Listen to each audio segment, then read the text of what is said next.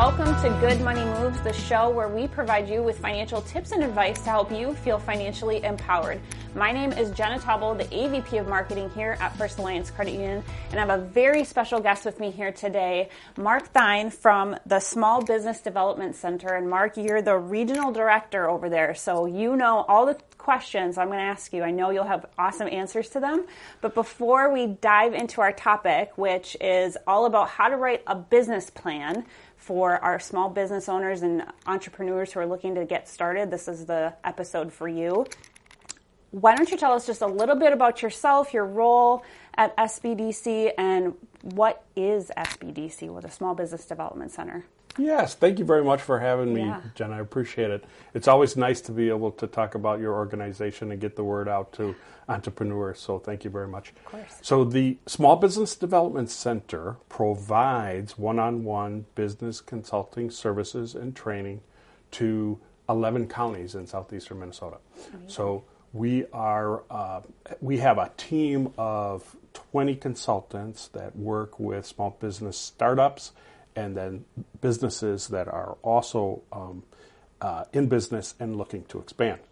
So we provide those services through the SBA. Okay. They are one of our partners. And then we are hosted by READY, the Rochester Area Economic Development, Inc. Excellent. And then we're also supported by many organizations in the region, lending institutions like yours and others, local, county, and city governments throughout the 11-county region. And it's wonderful to be able to have that support to be able to deliver these services. But our main partner is the Small Business Administration.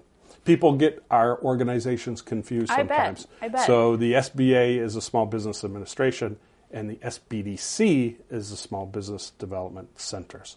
And there's 9 of them across the nation, or across the state. And every state has a network of small business development centers. And we've been around for 45 years. That's awesome. I think we're one of the best kept secrets. I think so too. Our services are at no cost, and we deliver great services, I think. No cost. That's huge. No cost. Yeah. That's amazing. Well, awesome. Well, let's dive into our topic because I'm really excited about this. I think there's a lot of people out there who want to get started with a business, but they're not really sure where to start or kind of like how to even write a business plan to really get their thoughts kind of together on paper. So maybe tell us exactly like what is a business plan and why is it so important for a new business owner or an entrepreneur just trying to get up and running to have a business plan in place? Yeah, I think it's important to be able to have your ideas and your plan down on paper for a couple reasons. One is to just be able to get your thoughts and ideas and your goals and your strategies and your objectives for this business down. I think it helps you strategically plan, being able to put pencil to paper and then being able to go back and look at your business plan document to see where you're at, to see if you're making progress. So that's one reason. Yeah. Another reason is to really grow strategically. I think a lot of small business owners that are starting up tend to, if it's going really well, tend to grow too fast. And so that's challenging. Financially, time-wise, challenging from an employee standpoint. So your business plan helps you be able to grow strategically. Yeah. And then thirdly, I think a business plan also helps you raise money. So whether that be from a lender or from a gap financing institution or from family members, I think those institutions or those people who are giving you those dollars to be able to start purchasing equipment or purchase a building or land or even inventory or supplies that you might need for your business, it's important to be able to share with them what you're doing. And they want to see that you have everything, all your ducks in a row. Yeah. For that matter. Yeah, awesome. So it's really sounds like it's a very strategic document. It's not necessarily getting into the nitty-gritty. Are there, or does a business plan need to get more into the nitty-gritty operational type things? Or should it be really high level, like goal oriented? Like what exactly should be in a business plan? Like what are the objectives that should be laid out in there? Sure. So I break it down as telling people like there's this business plan narrative piece, and that's kind of the writing piece. And then there's this financial piece. Okay. And so in both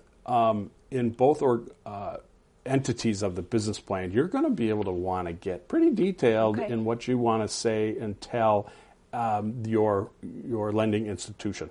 So the more detailed you are, the better it is for them to understand your plan, and the better chances that you might have in regards to receiving funds.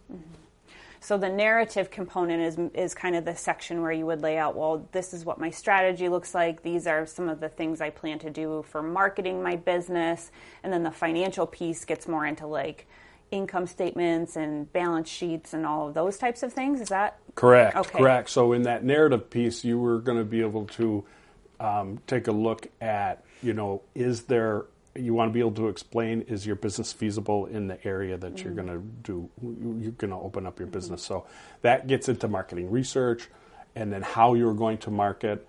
You want to take a look and explain to the reader of your business plan the competition. But it's not just to the reader. You want to know what your competition is. We talk to a lot of small business owners, and they say, I don't have any competition. Or, I can't compete with this organization. They're just too giant. But you want to be able to study your competition, because you want to find a way to differentiate yourself from them. And if you can find that differentiation in your marketing strategy, or in your service strategy, or in product features that you might have, then that's going to really help you propel and be successful in your endeavors.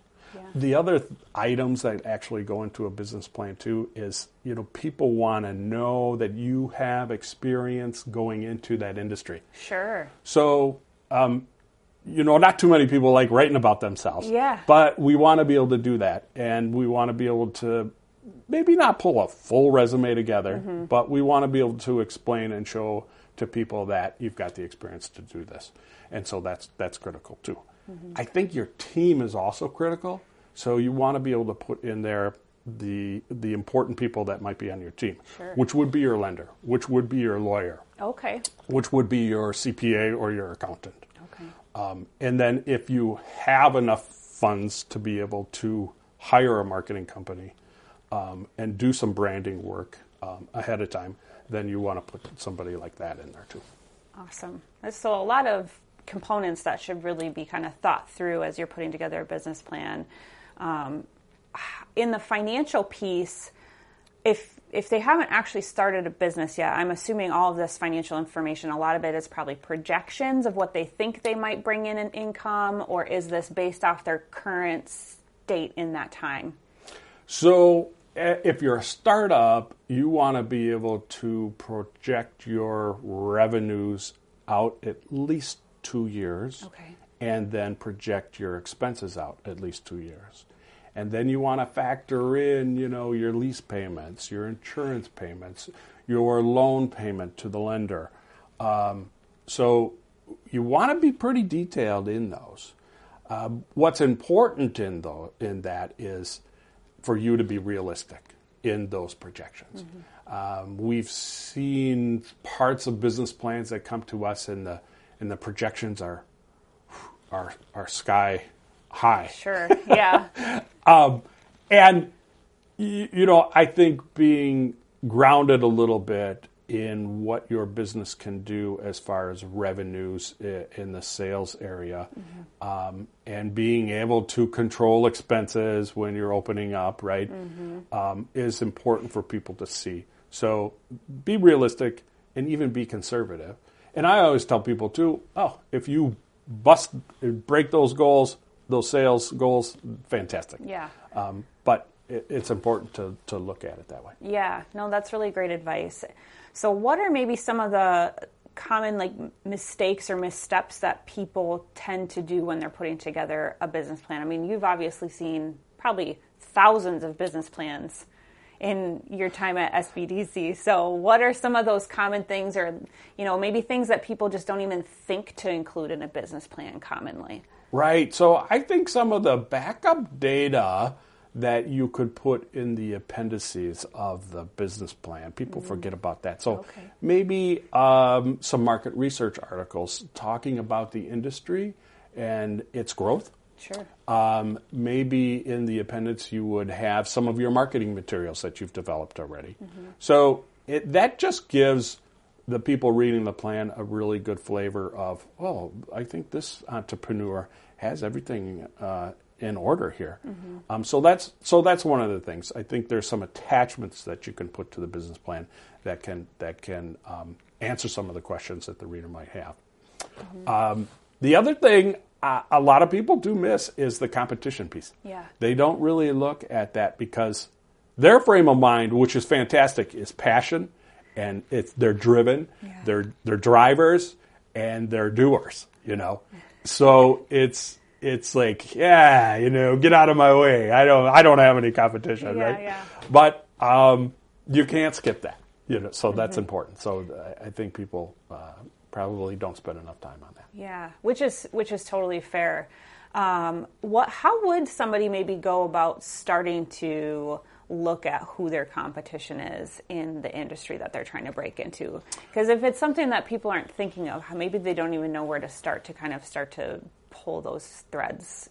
Yeah, so at the Small Business Development Center, we have a bunch of tools, right? And one of those tools is called Vertical IQ. Okay. And to access those tools, you have to sign up to be a Small Business Development Center client.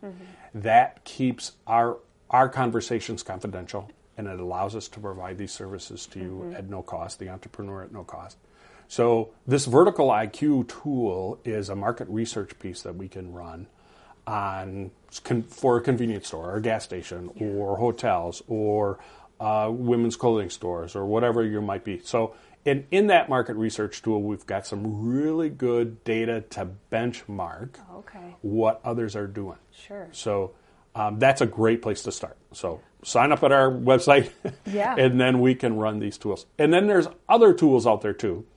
I do want to give another shout out to one of our SBA resource partners also, and that's SCORE.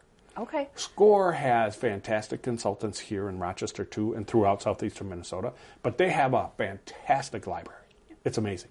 So it's full of templates, market research reports.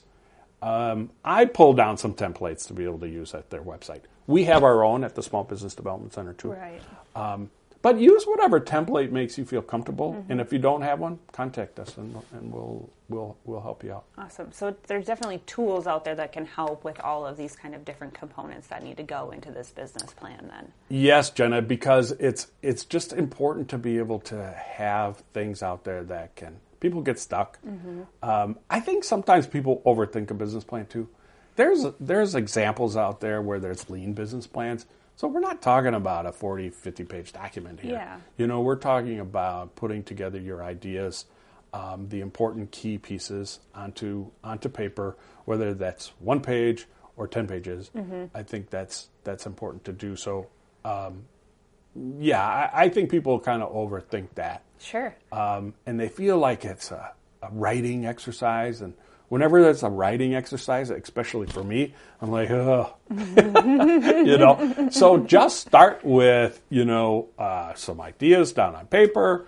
A lot of people start with a pitch deck. They kind of like making pitch decks and PowerPoint presentations, and so that's a great place to start too. Yeah.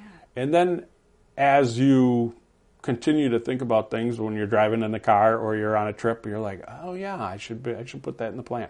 Add to it. Because it's a living document. People say that all the time. It's a living document. Yeah, that's a great point. And so it's important for you to review that plan, especially, if you're always generating ideas, add, subtract, take a look at those goals and your strategic objectives. And look at it, I'd say probably look at it every quarter.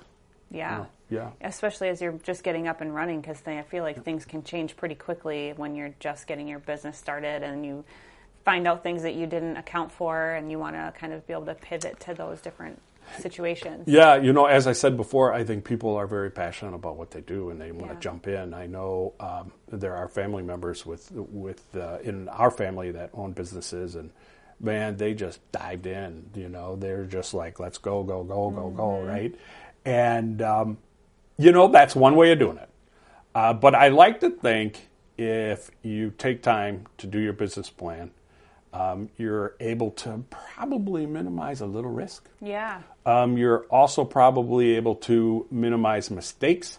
For example, a lot of people start businesses and they're not sure if they should collect Minnesota sales tax on a product that they sell. Sure. And then later on they find that has to be done, right? Yeah. And then they're like, oh, you mean I owe the state of Minnesota this much money? Ooh, yeah, that's not fun. So it just helps you clarify the things that you need to do also up front so you don't have those hurdles later on. Yeah. Because you are going to have enough of those hurdles running and operating your own business to begin with.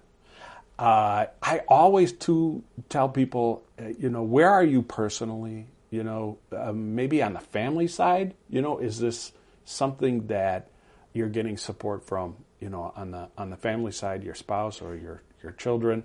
Where are you on the personal financial side too? That's important too.